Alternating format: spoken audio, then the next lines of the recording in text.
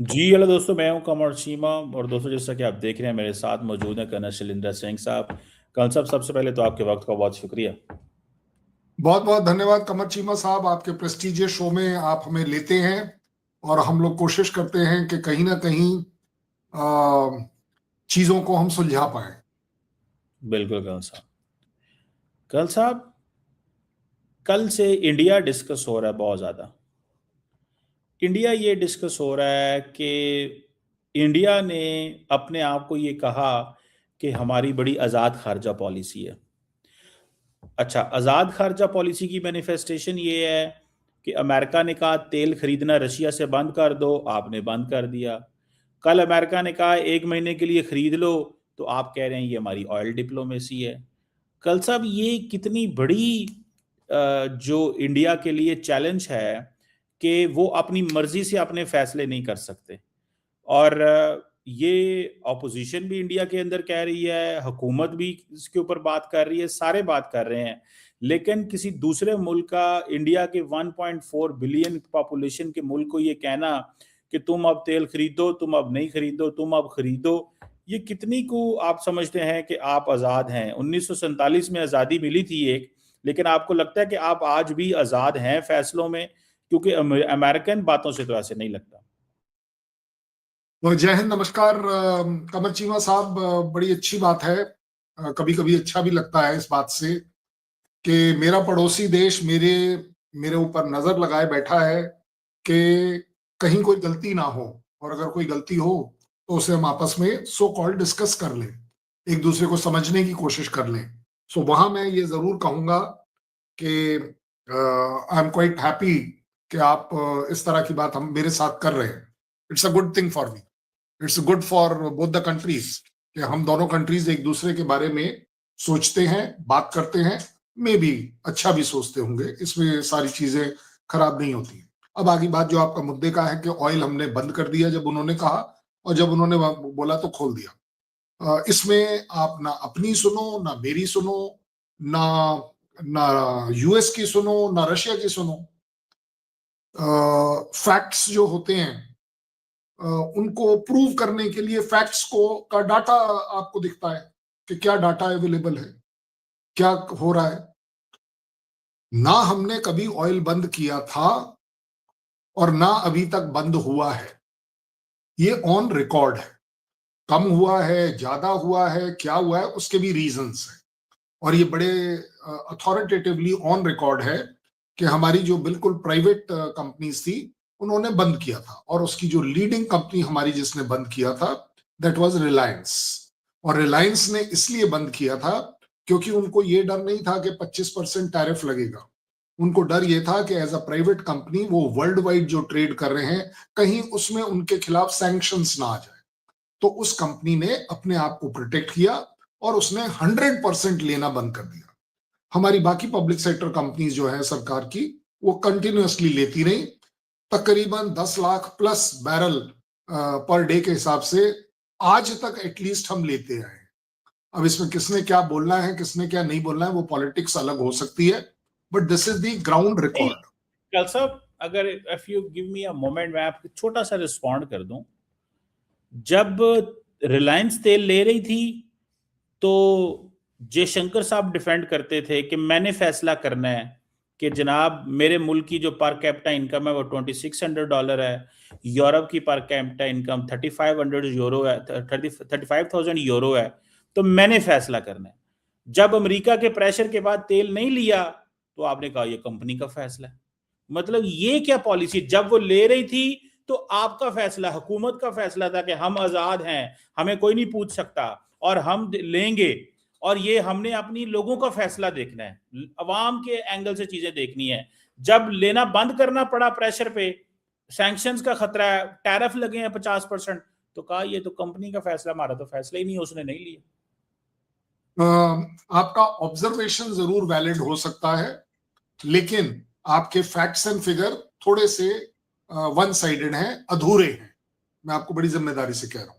मैंने भी वो प्रेस कॉन्फ्रेंसेस और दसियों जगहों पर जहां हमारे अर्बन डेवलपमेंट मिनिस्टर जो है, I am forgetting his name, Puri साहब, यस, पुरी साहब का भी स्टेटमेंट था इसके ऊपर और जयशंकर साहब का भी था।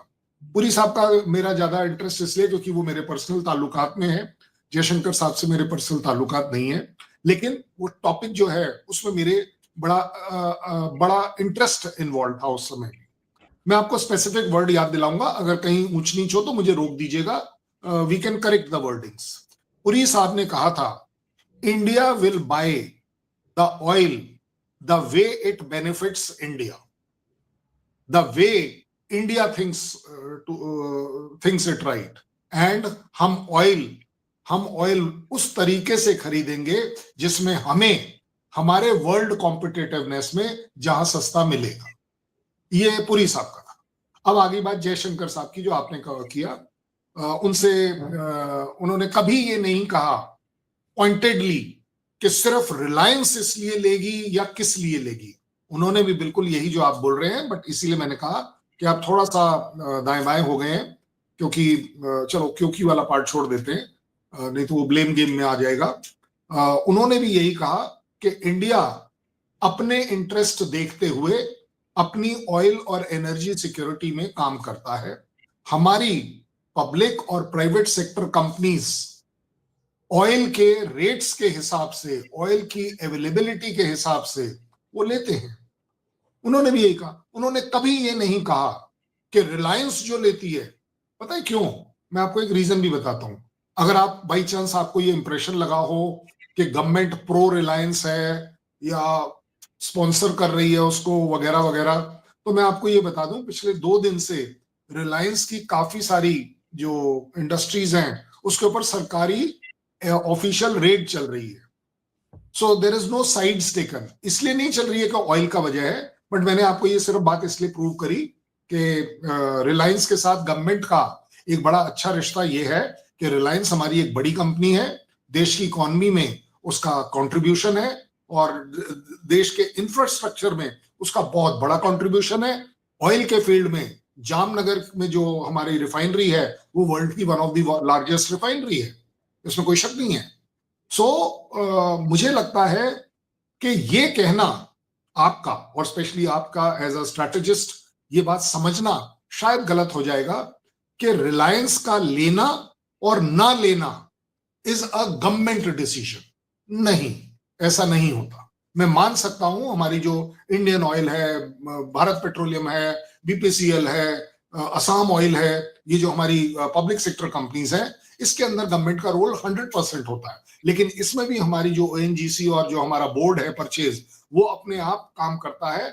वो गवर्नमेंट के सामने रखता है कि मैं ये खरीद रहा हूं, ये नहीं खरीद रहा हूं। हमारा कंप्यूटर ऑडिटर जनरल उसको ऑडिट भी करता है कि कहीं कोई ऊंच नीच ना हो, इंक्लूडिंग मेरे डिफेंस एक्सपेंडिचर को भी वो इस तरह से पॉइंटेड करता है कि क्या चीज महंगी है, क्या चीज सस्ती है, मार्केट में आपने क्या लिया, क्या नहीं लिया, और उसके ऊपर वो ऑब्जर्वेशन भी देता है।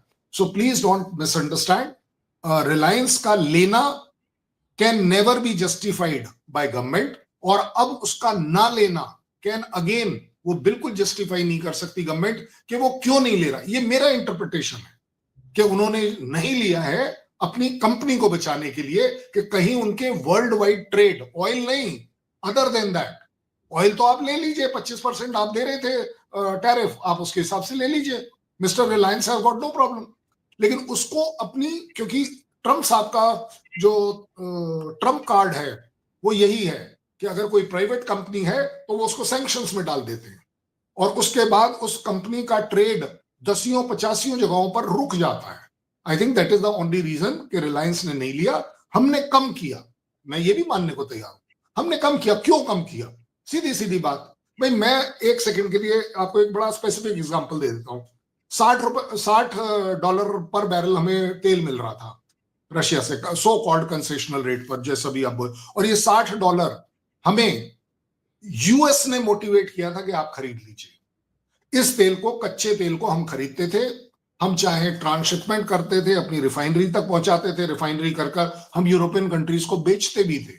Bye the way, this is all official, I am trying to tell you. So वहां से सवाल निकलकर ये आता है कि क्या ये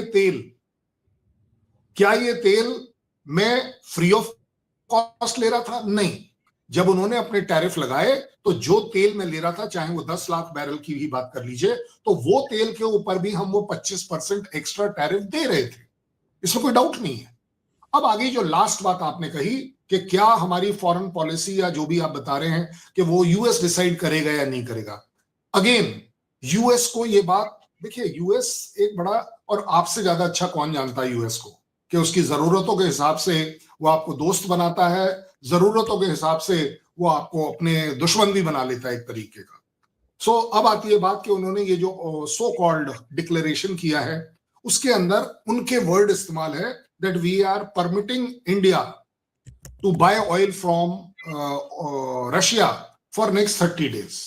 ये ऑफिशियल स्टेटमेंट है उनके कॉमर्स मिनिस्टर की, तो इसमें ना आपका कोई इंटरप्रिटेशन है ना मेरा। लेकिन अब मैं आपसे पूछता हूं, दिल पर हाथ रख के सच बोलिएगा, कहां पर आपने सुना, कहां पर आपने देखा, कहां पर यूएस ने बोला कि India has applied for permission, asked for permission to buy this oil? तो मैं कल साहब एक बात बताएं, ये सवाल तो आपके फॉरेन मिनिस्टर को करना चाहिए था ना, ये सवाल तो आपकी ऑफिशियल गवर्नमेंट के लोगों, स्पोक्स पर्सन को अमेरिका से करना चाहिए ना, कि सर हमने कब आपसे मेरी बात तो सुन लेना। अब आपकी ये सवाल तो आपकी गवर्नमेंट कह रहे हैं ना कि हमने परमिशन अप्लाई कब किया आपको, ये हमने कब, देखे ना आप क्या करते हैं, मेरी बात सुने, गवर्नमेंट जो है वो बोलती नहीं है, खामोश रहती है, मीडिया सारा टाइम क्रिटिसाइज करता रहता है, ऑपोजिशन जब उसके ऊपर कमेंट करती है तो हुकूमत ऑपोजिशन को टारगेट करती है, जो इंडिया में होता है। ऑपोजिशन बोले तो आप ऑपोजिशन को टारगेट करेंगे, जो क्रिटिकल ओपिनियन, मीडिया खामोश रहेगा, इंतजार करता है या हल्की फुल्की तनकीद करता है, और गवर्नमेंट अमेरिका को जवाब नहीं देती। तो मतलब आप में 1.4 बिलियन के मुल्क में और मालदीव्स में क्या फर्क है, ना वो जवाब दे सकते हैं ना आप जवाब दे सकते हैं। देखिए मेरी किस्मत अच्छी इसलिए है कि फॉरेन अफेयर्स, स्ट्रैटेजिक अफेयर्स की नॉलेज कम से कम पाकिस्तान में हो या ना हो, बट कमर चीमा की इंटरेस्ट इसमें जरूर है, और वो इसलिए ये बात समझेगा जो मैं अब आपको आगे बोलने वाला हूँ।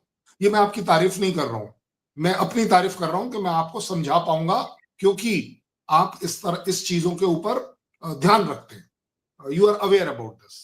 कोई भी कंट्री डिप्लोमेटिकली, मैं बड़े रिस्पॉन्सिबल यूज कर रहा हूं शब्द, जो एज अ डिप्लोमेसी आपको समझ जरूर आने चाहिए, मैं डिमांड करूंगा। Diplomacy is never done with a stiff back. जितनी ज्यादा आपकी स्टिफनेस होगी उतना ही आप डिप्लोमेसी में मार खाएंगे, चोट खाएंगे, अनसक्सेसफुल हो जाएंगे।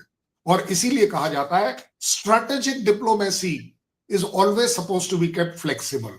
और वहीं पर एक बड़ी फेमस वर्ल्ड की सेइंग है कि there are no permanent enemies and there are no permanent friends. So इन दोनों चीजों को मिलाकर आपकी चीज को मैं आंसर कर रहा हूं कि हम गवर्नमेंट बोल रही है या नहीं बोल रही है। एक और डिप्लोमेसी का बहुत अच्छा वर्ड होता है which is called as strategic, it is called as yes, strategic diplomatic silence which speaks volumes। और इस केस में समझिए मैं आ रहा हूं मैं आंसर मैं आ रहा हूं। आप मेरे को मालूम था आप साइलेंस को समझते ही आप अपने तरीके से इंटरप्रेट करेंगे, क्योंकि यू नो पाकिस्तान का एक एनवायरनमेंट अलग है, इसलिए आप उसको उस तरीके से, इसको थोड़ा वर्ल्ड लेवल पर ले जाकर इसको इंटरप्रेट करिए। उस साइलेंस का मतलब होता है you don't have to speak everything, your action speaks for yourself. India as on today is a player. आप मुझे एक बात बताइए, ये आपने दसियों तरह की न्यूज चल रही है कि ईरान ने उसके ऊपर कुछ कर दिया और यूएस ने उसके ऊपर कुछ किया, हर एक चीज का आंसर कोई नहीं देने की जरूरत होती। आपको एक स्ट्रैटेजिक साइलेंस जो होता है वो इसीलिए रखा जाता है कि आपके एक्शंस उस पर बोलेंगे। अब आगे बात कि परमिशन और नो परमिशन, यूएस को बड़ी जिम्मेदारी से पता है कि इस समय 27 tankers of India are stuck up on this side और दैट साइड ऑफ हॉर्मुज, और उनके एकदम से इमीडिएट नियर फ्यूचर में, मतलब अगले 2-3-4 दिन में आने की उम्मीद नहीं है। अगर उनका मैं रूट डाइवर्जन करता हूं तो I think more than $1 lakh का ट्रांसपोर्टेशन कॉस्ट बढ़ता है, इंश्योरेंस कॉस्ट बढ़ता है, वगैरह वगैरह। सो यूएस को बड़ी जिम्मेदारी से पता है कि इंडिया इससे पहले उनको टैरिफ वाला थप्पड़ मारे, जैसे पिछली बार हुआ कि ठीक है जी आपने टैरिफ लगा दिया, हम देने को तैयार है, करो क्या करोगे। आपने 50% टैरिफ अनाउंस कर सोचा आपने मेरे ऊपर बहुत बड़ा मार लगा दी है, मेरी 28,000 रुपए मोटरसाइकिल सस्ती हो गई, मेरे टीवी जो है 4,800 रुपए सस्ते हो गए, मैंने जीएसटी को कम कर लिया, मेरी जनता तक वो प्रॉब्लम नहीं पहुंची जो पहुंचनी चाहिए थी, जैसा लोगों का एप्रीहेंशन था। मेरे पास जो 18 से 19% का ट्रेड टोटल मैं यूएस के साथ कर रहा था, मैंने उसके ऑल्टरनेट ढूंढने शुरू कर दिए, क्योंकि ये तो आप पर्सनली मानेंगे कि 18% का ट्रेड मेरे को ब्लैकमेल नहीं कर सकता मेरे बाकी 82% ट्रेड को जो मैं पूरी दुनिया में करता हूं।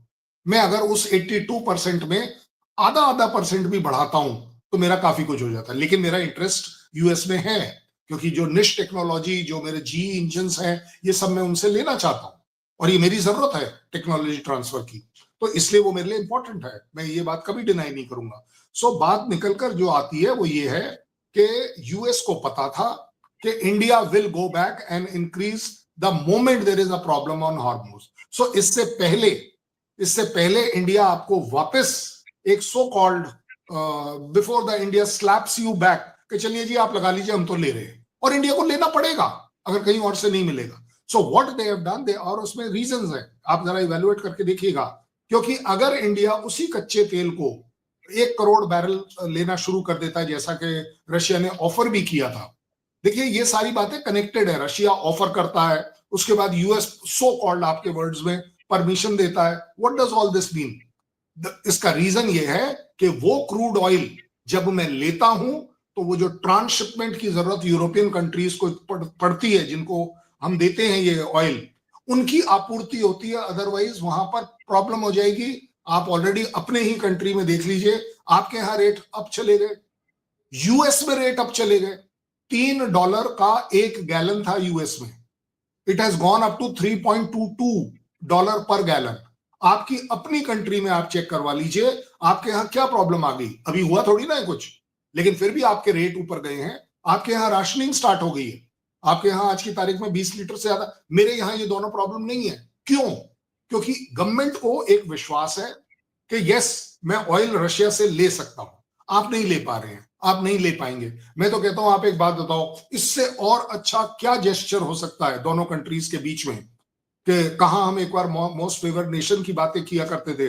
ये एक ऐसा प्रॉब्लम है, जैसे कोविड आया था, हमने आपके साथ कोविड के वैक्सीन शेयर किए, ये एक और आपदा है कि ऑयल से रिलेटेड किए थे आप। ये गलत बात है। यूएन ने कहा था कि आप शेयर करें, लेकिन आपने इंडिया ने पाकिस्तान से शेयर नहीं किए थे कोविड के वैक्सीन। ये फैक्ट है, जाके आप चेक कर लीजिए। लेकिन आप कमेंट कर लें। नहीं, देखो इसमें ना एक्चुअली कोई हमने आपको देकर एहसान नहीं किया था। नहीं, आपने करना भी नहीं था, लेकिन आपने देखा भारत से पाकिस्तान की कोई चीज लेता। ऑल ऑन रिकॉर्ड, कमर चीमा साहब, दिस इज ऑन रिकॉर्ड। ये चीजें आप और मैं सट्टेबाजी में नहीं चला सकते। ये सिर्फ बोलने वाली, ये आवाम को सुनाने वाली बातें नहीं है। आप सुनिए, मैंने ये एग्जांपल इसलिए नहीं दिया है कि मैं आपके ऊपर कोई एहसान दिखाने की कोशिश कर रहा हूं या कोई ऑब्लाइज कर रहा हूं। मैं आपको एक अलग जगह ले जा रहा था जहां पर आप जाना नहीं चाह रहे हैं। मैं ले जाना चाह रहा था कि अगर वो एक एग्जांपल सेट हो सकता है ह्यूमैनिटेरियन बेसिस पर, तो ये भी एक आपदा होगी कि एनर्जी क्राइसिस आए, and for all you know we both can always share that oil which I am getting. Where is the problem? आप बताइए मुझे। मैं कह रहा हूं बिल्कुल ठीक, आई गॉट द पॉइंट। कल साहब वो लोग सवाल कर रहे हैं कि ईरान की नेवी आपकी गेस्ट थी, ईरान के नेवी एक सबमरीन आई थी, वो आपकी गेस्ट थी और उनको मारा गया है। कल साहब आपका भी ट्रस्ट टूटा है, आप उनको प्रोटेक्ट भी नहीं कर सके। इस पे क्या कमेंट करेंगे? इंडिया की गेस्ट थी ईरानी नेवी, और आपको चाहिए ही था कुछ करते, आपने कंप्लेन भी नहीं की अमेरिका से कि अभी तो वो अपने घर भी नहीं पहुंचे। तो कल साहब आपको अफसोस हुआ है कि आप प्रोटेक्ट नहीं कर पाए? लोग ये सवाल कर रहे हैं इस वक्त बहुत ज्यादा। मैंने किसी भी ह्यूमैनिटेरियन लॉस पर मुझे नहीं, मेरी पूरी कंट्री को हमेशा दुख होगा, किसी भी। आप तो इसकी बात कर रहे हैं, वो जो ईरान में 150-180 बच्चे मारे गए, हमें उस पर भी दुख है। बिल्कुल नहीं होना चाहिए था, किसी हालत में नहीं होना चाहिए था, but this is what is the cost one has to pay, because all is fair at least definitely in war. And जो वॉर चल रही है, आपको क्या लगता है कौन सी साइड फेयर वॉर लड़ रही है? बिल्कुल नहीं लड़ना चाहिए। वो फेयरनेस, वो मॉरल वैल्यूज, वो कहां पर हॉस्पिटल स्ट्राइक होगा या नहीं होगा, स्कूल स्ट्राइक होगा या नहीं होगा, आपने देख लिया गाजा में क्या हुआ क्या नहीं हुआ। लेकिन वही पैरेलल है, बिल्कुल वही वाला पैरेलल है कि वो अगर हेडक्वार्टर्स, वो अगर आपके लॉन्चर्स अगर आप उन रेजिडेंशियल एरियाज से फायर करेंगे तो कोई ना कोई आपके ऊपर करेगा। ये उन लोगों की बहस है, ये आपकी मेरी बहस नहीं है। बट आपने जो शिप की बात करी है, कृपया कर गूगल करिएगा, अगर आपके यहाँ इंटरनेट चल रहा हो तो आप देखेंगे 25 तारीख को 25 तारीख को हमारे यहां से एक्साइज मिलन 2026 जो विशाखापट्टनम के ऑफ में हुई थी, जिसमें हमारे नेवल चीफ भी गए थे, 20 कंट्रीज के जहाज आए थे, यूएस का भी जहाज आना था, लास्ट मिनट पे वो विड्रॉ कर गया, वो एक अलग बात है। बट ज्यादा बड़ी बात है 25 फरवरी the people were told to break off. That means अब आप जा सकते हैं क्योंकि एक्साइज पूरी हो गई। कोई कभी गया, कोई कभी गया। ये जहाज भी अगर 25 तारीख के बाद निकला है, और अगर आप देख रहे हैं कि जिस तरीके से उसकी 2 दिन पहले स्ट्राइक हुई है, और वो स्ट्राइक नॉटिकल माइल्स में किसी भी तरीके से अगर आप ढूंढ ले, आपको शायद लगेगा कि इंडिया इज डिसोनिंग, वो मेरे मैरीटाइम वाटर्स में नहीं था, पहली बात। दूसरी बात, वो इंटरनेशनल वाटर में था। आप उसे डिस्प्यूट करने की कोशिश करेंगे तो वो श्रीलंका से भी मैरीटाइम वाटर में नहीं था, उनके तरफ से भी वो इंटरनेशनल वाटर्स में था। इंटरनेशनल वाटर्स के अंदर सेफ्टी सिक्योरिटी देना किसी का ड्यूटी नहीं है, पहली बात। बट इंटरनेशनल वाटर में किसी भी तरह की अगर आपदा आती है, चाहे एक्सीडेंट होता है या कुछ भी होता है, उससे रिलेटेड आपको इवन पाकिस्तान की भी अगर कल वहां कोई जहाज किसी इमरजेंसी में आता है तो इमीडिएटली एक ह्यूमैनिटेरियन लॉ है इसके ऊपर कि आपको इमीडिएटली एक्टिवेट करना। आपको लगता है ठीक है, मैं आखिरी सवाल करता हूं, आपको लगता है कि अमेरिका ने बेसिकली ईरानी शिप को, जो कि आपकी मेहमान थी, और ईरानी कैडेट्स जो आपके मेहमान थे, उनको शूट करके बेसिकली इंडिया को भी जंग में ले आए हैं, एक बात। और दूसरा, उनको नहीं करना चाहिए था ये बेसिकली ये उनको नहीं करना चाहिए था क्योंकि वो आपके मेहमान थे और आप ज्यादती हो गई है। और कल साहब एक छोटा सा सवाल ऐड भी करना चाहता हूं कि ईरान ने इंडिया को कंडोलेंसेस नहीं की आयतुल्लाह खामनाई की, इस पे क्या कहेंगे? वो ईरान जो है, इंडिया के क्या इजराइल से ताल्लुकात ज्यादा हैं इस वजह से, या कि आप समझते हैं कि बनती नहीं थी? क्या वजह है असल में? तो बहुत सारे लोग क्रिटिसाइज कर रहे हैं कि मोदी साहब इजराइल गए, वहां जाके नेतन्याहू के जितने भी जराइम थे उनके ऊपर स्टैंप लगा दी कि नहीं भैया तुमने कोई जराइम नहीं किए, और अभी घर पहुंचे नहीं है तो आयतुल्लाह खामनाई जो है वो शहीद हो गए हैं, और इंडिया ने उनको, नरेंद्र मोदी साहब ने एक ट्वीट भी नहीं की, एक मैसेज भी नहीं की, उनके सुप्रीम लीडर थे।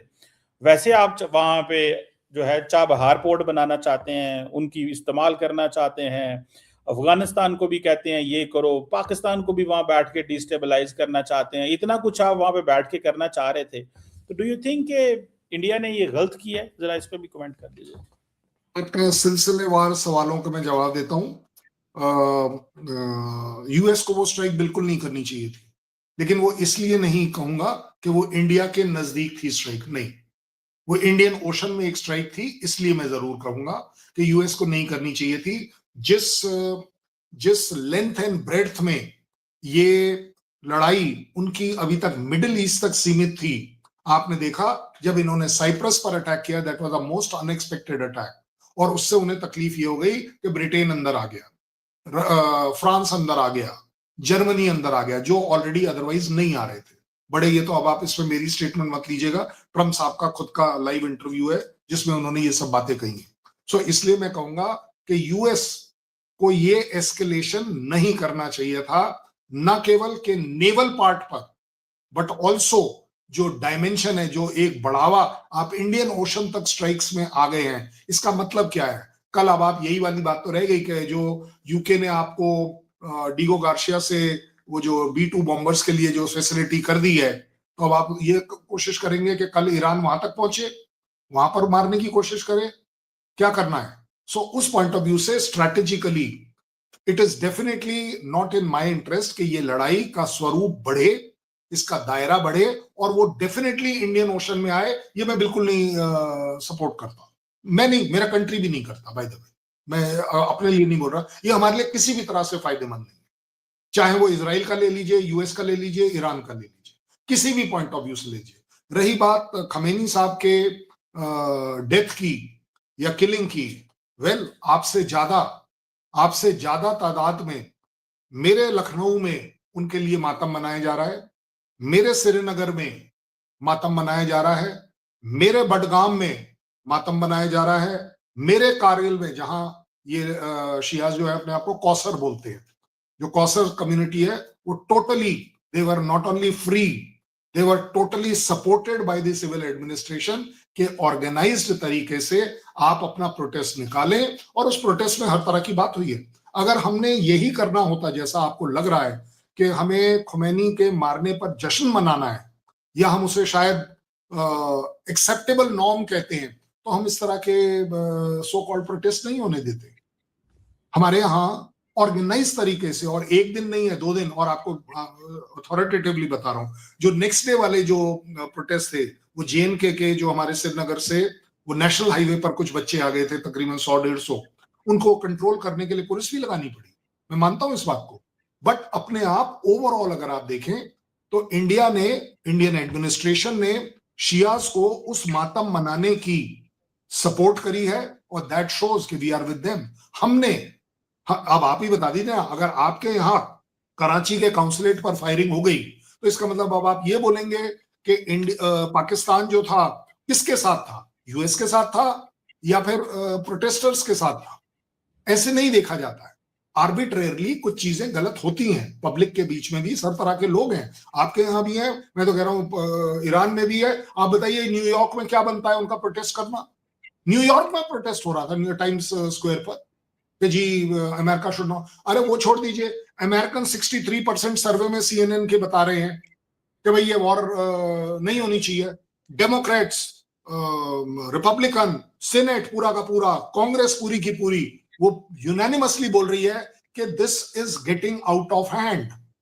दे are not denying, they are saying कि we are not protesting against the Trump, we are not able to, because what we have been told. ये जो परसों की जो क्लोज डोर मीटिंग हुई है, वो गैंग ऑफ 8 जो है उसकी जो ब्रीफिंग हुई है, ये तो यूएस में भी प्रोटेस्ट हुआ है, क्या बड़ी बात है, 10-50 जगहों पर हुआ है। लेकिन कुछ प्रोटेस्ट मैंने डेलिबरेटली आपके कंट्री का नाम कंडेम नहीं किया आपने, आप प्रोटेस्ट की पीछे चले गए, कंडेम नहीं किया कल साहब। नहीं, प्रोटेस्ट और कंडेम में क्या है, इससे बड़ा क्या मैं सपोर्ट कर सकता हूं? समझ लग गई, मैं डर समझ मैं समझ गया हूं आपकी बात कि आपने कंडेम नहीं करना, लोग प्रोटेस्ट करते हैं तो करते रहेंगे, उनका मैंने मतलब इसीलिए आपको बोला, कि जो प्लेयर्स होते हैं, दुनिया के जो प्लेयर्स होते हैं, उनके एक्शंस बोलते हैं।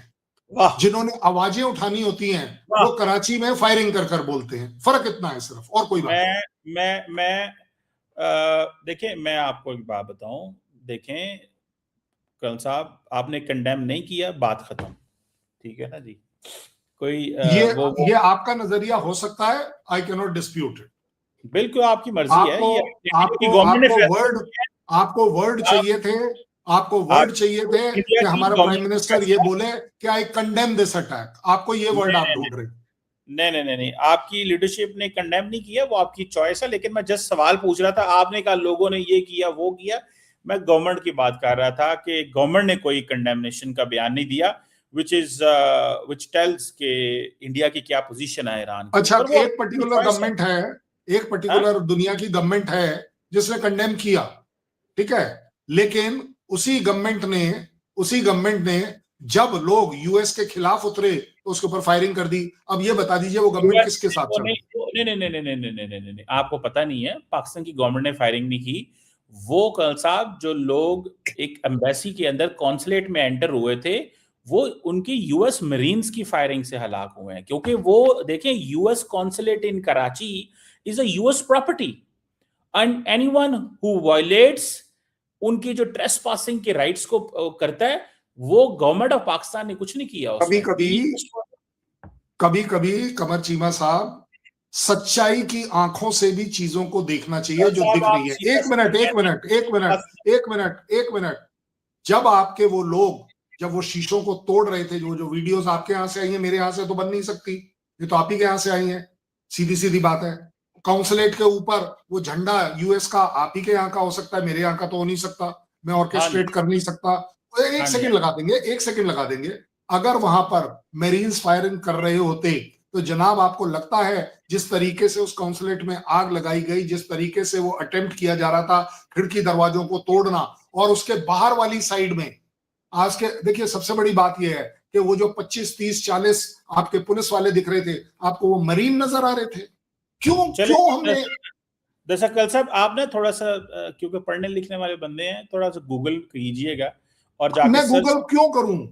तो सुन लेना करने साहब, सुनिए ना। मैं जनाब आपको कोट करता हूं, एक सेकंड रुक जाइए, क्योंकि यार मेरी आपने बात पढ़ने, तो सुनिए। मैं आपको अथॉरिटी दे रहा हूं, पढ़िए पढ़िए पढ़िए। कल साहब आप रॉयटर्स का आईपीएसओएस, जरा उस पर चले जाइए।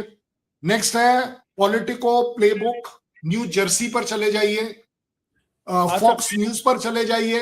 ये मैं आपको तीन वो मैं कोट कर रहा हूं जिसमें मैंने पार्ट लिया है, और मैं कहता हूँ आप जिसमें यूएस दरअसल और आप इजराइलीज वर द पार्टिसिपेंट, ओ दे भाई वर बात द तो पीपल। तो आपको आप दरअसल इंटरनेशनल आपको पर्सपेक्टिव को तोड़ नहीं पाएंगे। ओ उन्होंने कल मेरे से भी साहब पूछा था, आपको पता ही नहीं है। whom you stand with, ओ उन्होंने मेरे कल से भी साहब पूछा है। आपको ओ कल साहब आपको अनफॉर्चुनेटली हकीकत का नहीं पता।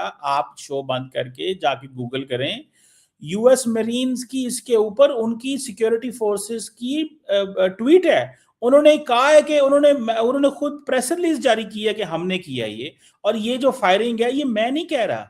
आप देखें ना यहाँ पे, अब इंडियन हाई कमीशन है इस्लामाबाद के अंदर, मैं वहां पे कई दफा गया हूं। The moment we get in to the Indian high commission we are basically on Indian territory. जो भी एक इंटरनेशनल लॉ का प्रिंसिपल है, जो बच्चे अमेरिकी कॉन्सुलेट में घुसे वो अमेरिकन टेरिटरी में थे, उनको नहीं घुसना चाहिए था। क्या वजूहत हुई, पुलिस वहां पे बड़ी तादाद में नहीं थी, वो एक और चीज है। लेकिन उसमें जो शूटिंग की है वो शूटिंग पाकिस्तानी सिक्योरिटी फोर्सेस ने नहीं की। ये जहन में रखें इसको। जाके आपको मेरी बात पर ट्रस्ट नहीं है, मैं आपको लिंक भेज देता हूं, आप जाके गूगल करके स्टडी करें। आपको दसियों लिंक अब आएंगे सामने कि वो बंदे कैसे मरे। तो ये एक चीज मैं बताऊं, उन लोगों ने ट्रेस पासिंग की, वो उन्होंने अमेरिकी वो कॉन्सुलेट में दाखिल हुए, वो उनकी फायरिंग से हुए, पाकिस्तान की गवर्नमेंट से नहीं हुए। बहरहाल इसको कंक्लूड करते हैं यहाँ पे साहब। सवाल तो पूछा था, मोदी साहब ने कंडेम नहीं किया। आपने उल्टा दाएं की बाएं के इधर लस्सी बना दी सारी चीज को, सवाल का जवाब नहीं आपने दिया। यार पंजाब दा कमर चीमा ते लस्सी नहीं पानी ते की पाना आपा, तू दस साहब मैनू। ये है, जितना मर्जी मोदी साहब को डिफेंड कर ले कल साहब, लाटना इट ही इज नहीं नॉट होता। Defence of Modi, it is the defence of the country. It's not a defence मैं ऑफ कोई द भी कंट्री। चीज आपको मोदी के आप एक पर्सपेक्टिव से नहीं इंटरनेशनल बोलता लॉ हूं। की वायलेशन हुई है, आपको एटलीस्ट उसको कंडेम करना चाहिए था। बहुत ही कमजोर पोजीशन है इंडिया की, मान लें आप कमजोर है इस वक्त। अमेरिका कहता है तेल लो, तेल ले लेते हैं, पीछे हट जाओ, पीछे हट जाओ, कंडेम भी नहीं कर सकते यार। इतना भी नहीं, इतना से दिख रहा है आपको। ग्लोबल साउथ के लीडर है आपके, ग्लोबल साउथ का मुल्क है, वेस्ट एशिया का पहला मुल्क है, ग्लोबल साउथ के लीडर बनते हैं, आप कॉन्फ्रेंसें करते हैं, इतनी सी स्टेटमेंट आप जारी नहीं करते। मतलब आपकी मर्जी है ना करें, लेकिन कोई दिल गुर्दा भी होता है, कोई नहीं तो मर दिल भी गुर्दा नहीं। क्या होता है? दिल गुर्दा मुझे आप बताओ। मैंने आपको पहले भी बोला कि दिल और गुर्दा प्लेयर्स को नहीं दिखाना होता है। जो कमजोर, देखो ये बुरी लैंग्वेज में बोला जाता है, जो गली का सबसे कमजोर कुत्ता होता है वो थोड़ा जोर से भौंकता है। हम नहीं भौंकते हैं, हमारे मैं एक्शंस लोगों को समझ मैं आते हैं। मैं कहता हूं आप बिल्कुल ना एक्शन लें, लिख के कुछ कह देते यार कि वो जो इंटरनेशनल लॉ की वायलेशन हुई है वो गलत हुई है। मतलब सारी दुनिया ने किया है यार कल साहब, यार नहीं, इंटरनेशनल लॉ की क्या क्या वायलेशन हुई है? आपको पता है कि जो स्ट्राइक्स इजराइल ने और अमेरिका ने ईरान की लीडरशिप को डिकैपिटेट किया है, that is a violation of international law. ये ओल्ड एज प्रिंसिपल है कि आप लीडर्स को असैसिनेट नहीं करते। देखें आप, ये आपने बोल लिया, आपने बोल लिया, आपने बोल लिया। मुझे बता दीजिए, शहबाज शरीफ मुनीर बोल देगा? ये है हिम्मत? लिखा हुआ है। ओहो, नहीं नहीं नहीं नहीं ये नहीं। उन्हीं के सुन देखिए, तो लेना, इसी सुन तो बात ले, को सुन तो ले। आप इसे जो जब बोल प्राइम रहे हैं, मिनिस्टर ऑफ इंडिया ने सिर्फ पाकिस्तान, ये बोला कि और इंटरनेशनल यार लॉज कल साहब, शुड बी मेंटेन्ड। और सुने ना हमें कल ये साहब, बोलने की मैं कोई पढ़ी जरूरत सारी नहीं है। स्टेटमेंट इंडिया की। कल साहब Pakistani Prime Minister condemned Israeli and American strikes in Iran. Point 1, सुन लेना, सुन लें. दूसरा point, the Pakistani leadership condemned the assassination of Ayatollah Khamenei और ये कहा कि ये ओल्ड एज प्रिंसिपल है कि लीडर्स को टारगेट नहीं किया जाता. एड्डी लंबी ट्वीट की थी पाकिस्तान के वजीर आजम, भावें साढ़े जो मर्जी असी कमजोर हाँ पर गुर्दे रखने हैं. कल साहब तुसी 1.4 बिलियन पीपल हो तो दिल गुर्दा रखो. कई मौकी गए हो कल साहब, इंज ना करो, अपने लोगों के लिए बोलो. मैं ये शो कमर चीमा के साथ फिर से करूंगा और आज कमर चीमा को सिर्फ याद दिलाऊंगा, ये वही कमर चीमा है जिनका कहना था कि जनाब यूएस मेरा अपना है. तो अनु प्रॉब्लम हो रही है, ठीक है ना. वो जो फ्री लंच जो होते हैं ना, there is no free lunch in the world, you are now going to pay for that free lunch. मैं ये आपको क्रिटिसाइज नहीं कर रहा हूं, मैं ये आपको सिर्फ मशवरा दे रहा हूं. हमारी बहुत अच्छी दोस्ती है, क्या बढ़िया दोस्ती है. नहीं करते. सुन लेना, सुन ले. स्ट्रेटेजिक पार्टनरशिप हम करना चाहते हैं. हमारे स्ट्रेटेजिक तो पार्टनर्शिप आपकी सऊदी के साथ भी है. आप ही ने मेरे को बोला था कि हमारी लड़ाई में वो हमारे साथ, उनकी लड़ाई में हमारे साथ, किसी भी तरह के कोई भी. आज सऊदी को आपने एक लाइन बोली कि चलिए जी हम खड़े हो रहे हैं. कल साहब आप थोड़े ना अपडेट किया करें रीडिंग अपनी. आपको पता ही नहीं है, मैं सिर्फ फर्ज कर रहा हूं कि अमेरिका से हमारा ताल्लुक अपनी जगह. हम अमेरिका के हर एक्ट को सपोर्ट नहीं करते, जहां कंडेम करना होता है कंडेम करते हैं. तो अनु आख्या तुसी भी अपना दिल हम कंडेम नहीं करते हैं. हम प्लेयर सारे दिन पैसे गिनते रहते, किन्ने पैसे किन्ने हो गए. बिल्कुल, क्योंकि मैं पैसे इसलिए गिनता हूं क्योंकि मेरी औकात है उस पैसे को अर्न करने की.